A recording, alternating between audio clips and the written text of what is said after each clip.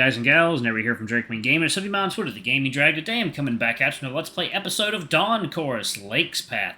So y'all, the newest update kind of bricked my save, so I had to go back to the drawing board and see what I could, what I could realistically fast forward through. There's still plenty more content to get through before we get caught up to where we were, but I think I want to start back here for right now because there are some scenes they added that we missed. So I think this will be our little starting point right now. This is right before they come across Rune freezing outside. And there's a scene they added, and I really, really, really like it, and I think y'all will too, so let's go ahead and jump into it, shall we? Okay. The distinct snow looks pristine, except that a single path of hoofprints? It's hard to tell. Breaks the smooth surface, forging onto the forest ahead. Hoofprints. Weird. Who's out here? It's really cold. I try not to think about it. I have more important things to worry about. Blake steps out to the edge of the terrace and sits down, their legs dangling above the snow. I grab the spot next to them. So, what's on your mind? Ah. The lion heaves a deep, shaky sigh, sending a cloud of vapor off into the breeze. It's endearing, their timidness and their big eyes, all their emotions plain to see in them. A desire to protect them arises in me, a fire spreading to my arms, aching to close around the lion and hold them tight. Hey, come here. Lake moves closer, their paw again finding mine. I rub small circles into their fur with my thumb, and their breathing grows steadier, like a windstorm clearing up. I'm here for you. Thanks. It's okay if you're not ready to talk about it, though. No, I want to. It's just hard. That's all. They stay silent for a while, their eyes trained on the paw full of stars visible through the cloud cover. The starry-eyed lion. Oh, yes, that's one of them. So, the film got me thinking about handling real things, real emotions, real people, I mean. I'm awful at that. I'm great at making things up, though. That and pretending that things are all great and cool, even if they aren't. I'm pretty sure that's how I get by. Pretending works for a while, but when it comes to relationships, it's not sustainable. It never lasts. I learned that from Torolf. From being with Torolf, I mean. If with is even the right word. I needed what we had to mean something to him. I had this vision of how things would go if he felt the same way. If he cared as much as I did. That's all it was. Vision. Looking back, we never had anything in the first place. I made that up, too. He had me, and I had this fantasy. Lake's voice breaks at this, as if too weak to carry the weight of their words. I've never heard them sound so defeated. Partners, hookups, even friends? I always think there's someone they aren't. That, or I think they have something they don't. I feel like I'm just fated to pretend, or to turn whoever I'm fallen for into a character that suits me. There you go.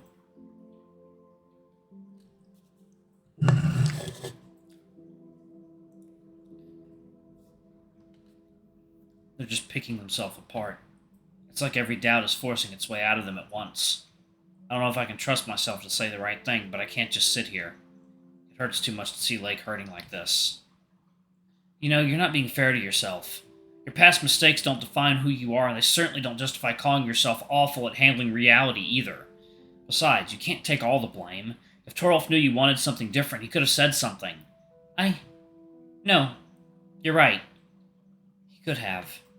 I'm sorry. I know I'm being a downer. It's okay, Kitty. I'm here for you, remember? Kitty? Why the hell did I just say that? Where did that come from? Oh, sorry, Hey, it's all good. I kinda like it, actually. You can call me that if you want. Oh, okay. I'm not sure what came over me. I can't say I've ever said that before. I'm just that special, huh? We both crack up, our laughter carrying out into the snowy landscape. It's good to have at least a moment's levity. I just hope it'll stop them from spiraling any further. You know, everything I said before still worries me. When I fall for someone new, it all comes flooding back. Fall for someone new? I feel like I'm standing at the threshold of something big. It's as if I'm atop a crest of a tall mountain, seeing vast new territory ahead of me, but it's a long, long way down. My pulse quickens in anticipation. I like you a lot, Carvine. So much that it scares me. I still worry that this you that I adore isn't all you. But the thing that gives me hope is how willing you are to bare your soul to other people. Despite all my worries, I feel like I know the real you. That's what's so special about you. Well, one of many things, really. It all just makes me so afraid of losing you. Yes! They did it! Fuck! Hell yeah. Get that, get that they, them. Without a second thought, I closed the gap between us, pressing my snout to theirs. They melt into the kiss, wrapping their arms around me tightly as my paw runs through their mane. I'm lost in them, in a world of soft fur, wrapped in a moment I'd carry on to eternity. I break the kiss and can't even suppress the widest grin spreading across my snout. They're smiling too, and giggling, and soon we're both losing it like children, sharing the warmth of the moment. Wait, Carvine, was that your first kiss? Oh, I think so, yeah. And right now, there's no one I would rather have shared it with. Oh, I'm honored then. That was sweet of you. Just ask first next time, okay? Ah, my bad, I didn't mean... Oh, no, it's okay. It's just, if you do, it'll make it even better for you. Lake? I'm like putty in their paws, I swear. So easy to fluster. Second, y'all. Water time. Alright, guys and gals, and we are back. Let's jump back in, shall we? God, I love the music in this game. I'm like putty in their paws, I swear. So easy to fluster. Oh, by the way, I was wondering, can I stay in your room tonight? I feel something like a firecracker lighting in my chest. Okay, play it cool. This is a totally innocuous request. Yeah, sure, of course. Phew! Notorious smooth talker Carvine strikes again. Nice. This won't be anything new, right? It'll be just like last night. No point in imagining anything else. Still, my pulse quickens even more, and the tips of my ears start burning again. No, not now. Lake giggles. Oh, they definitely know what they're doing. Hey, is that Rune? Oh, damn. I turned to see what they're looking at, and sure enough, Rune's out there in the snow. Rune, hey! He walks unsteadily on his hooves, a dazed look in his eyes. Behind him, another trail of prints falls from the forest's edge. So it must have been him out there, then. He's not even wearing a jacket. He must be freezing. Rune? Lake shoots me a puzzled look. I shake my head. I don't know either. Huh? Hey, is everything okay? It's nothing. He stammers, trailing off. Doesn't feel right. Even if he's just cold, it's obviously taking a toll on him. Come on, I think he needs help.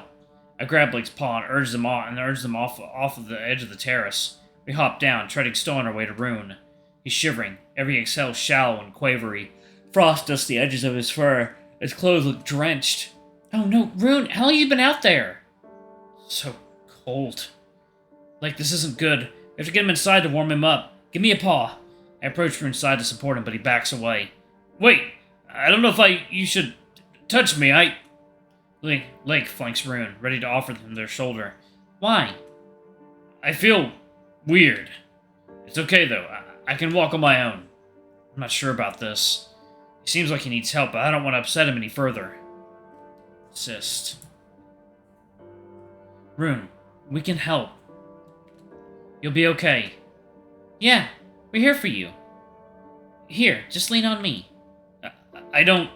His maw hangs open for a second, but no words come out. He breathes a heavy sigh. Yeah. Sorry. Don't be. Carvine, you got it? I offer my shoulder to Rune and he leans on me too, supporting himself with both of us. Thank you both. Of course. Let's get you inside, okay?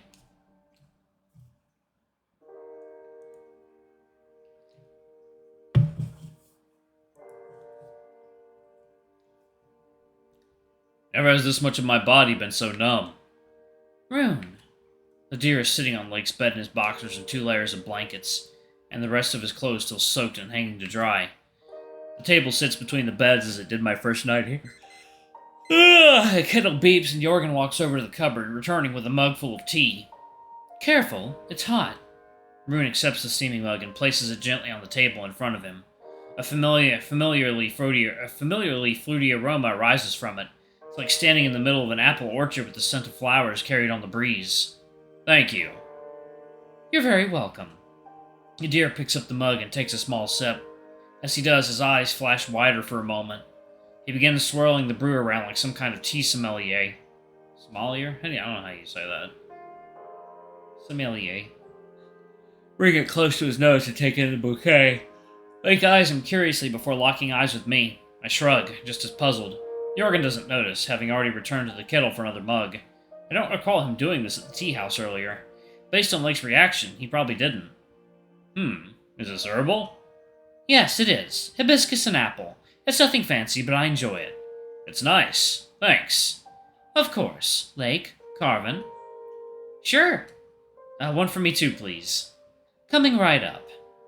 My curiosity from before is still gnawing at me. Why? Why go out there in the freezing cold? What was out there for him? It feels invasive to ask directly as much as I want to. He's obviously been through a lot, and I imagine he doesn't want to share all of it. If it's something important, maybe he'll bring it up on his own. You feeling any warmer, Rune? Yeah, kind of. It'll probably take a while. Jorgen turns back to us with 2 more mugs. Here you are. Thanks. Thank you. I take a sip. Again, it's mostly tart with a hint of sweetness. I think it's grown on me since I first had it. Yes, it will take some time. Stay in a warm room and keep drinking slowly. And you might want to put on some dry clothes soon. I'd go get some if I were in a better state to do so. He glances down at himself. I'm not exactly decent right now. Well, I know some people wouldn't have a problem with that. Jorgen stares daggers at Lake, but a tiny smirk flashes across his snout before he recomposes his steely glare. Something tells me this is a familiar territory for the two of them. I guess I would feel offended if the same thought didn't cross my mind. Oh god, shame on me. I can go get them for you. No. Sorry, I don't think you should go in there. Why not? I won't judge if it's a mess or something. No, it's just... I fucked up. Fucked up? Rune sighs, his voice dripping with exhaustion. It's a lot, like, a lot. I don't really want to go into the details. That's okay. You don't have to if you don't want to. If we can help, though, I'm all ears. Alright, so... Things aren't going my way. Actually, that's an understatement. Everything has gone the exact... Ugh, good lord, I'm yawning a lot today. Everything has gone the exact opposite of my way. I stretched myself too thin. I'm here watching my aspirations disintegrate in front of me. The deer cradles his head in his paws, covering his tired eyes. I'm a fucking failure. Ouch. He's talking about himself, but that stings to hear. Can't help but think about all the times I've seen him all energetic and upbeat. Was it all just a mask? Every open door shut on me in the blink of an eye.